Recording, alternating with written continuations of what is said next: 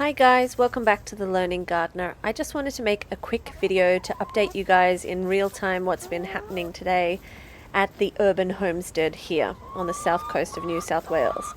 The day started with me getting into the chicken run early because Black Betty had a poopy butt and I needed to trim back her fluff and clean her backside because I don't want her getting any diseases. Then I used some leaves to increase the windbreak on the outside and the visual barrier for the dogs because the frost netting I was using has blown off in the horrendous wind we've had lately, and I thought I'll just use what the storm gave me.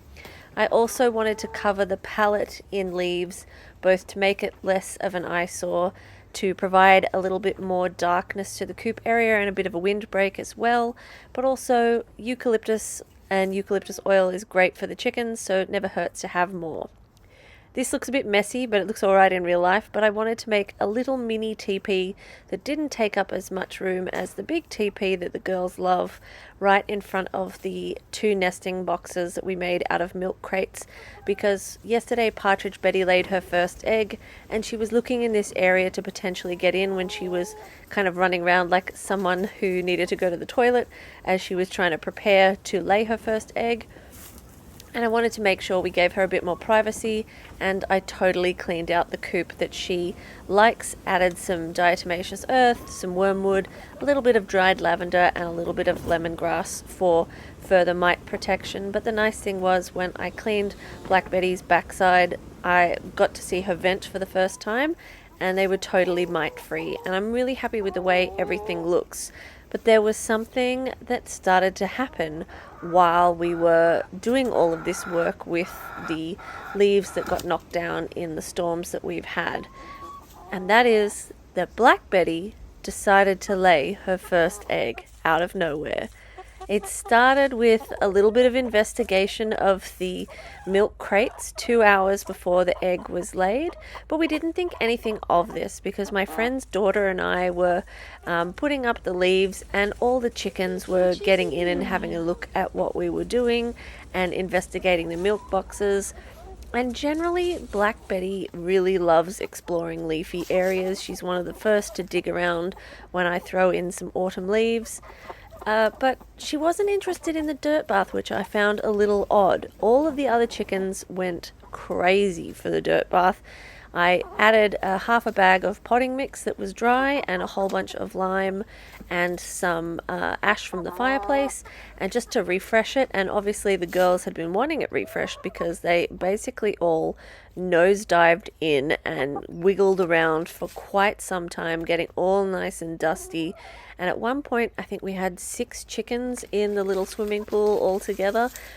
And the only ones who weren't really interested were Patridge, who laid her first egg, as I said yesterday, who was just very quietly perched nearby in the leaves, and we were wondering if maybe she was working on her second egg, and Black Betty, who was wandering around investigating the leaves that I had brought into the nest, into the coop. And she just kept disappearing in behind the leaves, and we thought, she's a funny Silky just exploring around. And everywhere we looked, she was disappearing into the leaves. But once we put the leaves all the way over the nesting boxes, she climbed in and didn't come back out for about an hour. She was a lot quieter about her plans to lay her first egg than Patridge was. Patridge made a hell of a lot of racket right before she laid her egg. For about an hour she was running around the run, as I said, looking like someone who was desperately searching for a toilet. What she was really doing is searching for a good place to lay her egg.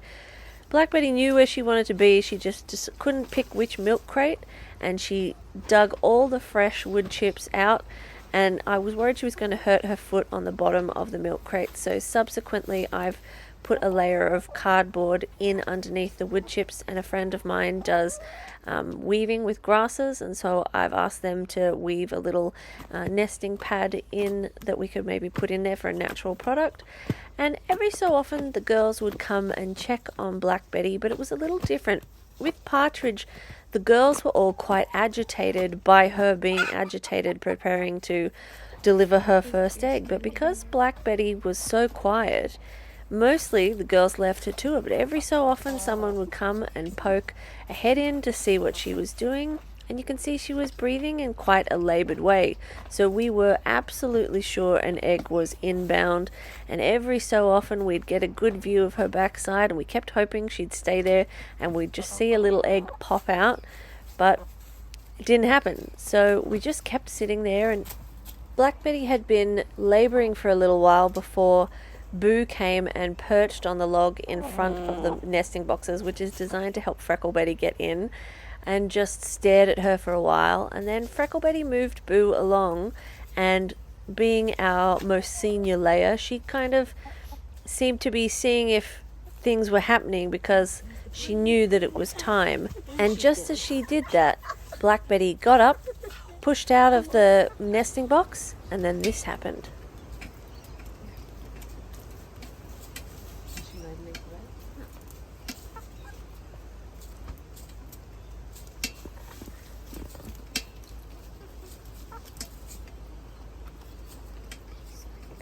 Black Betty's getting out. I don't think so. She's getting caught in the thing. Get out of the way, Frex. This is the only time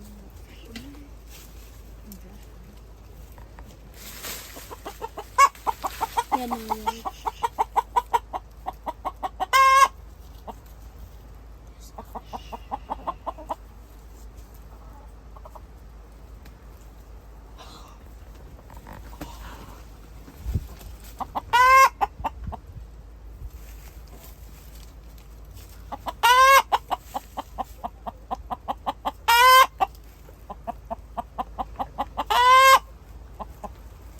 We celebrated with mealworms, so we have 3 laying hens now. Thanks for watching.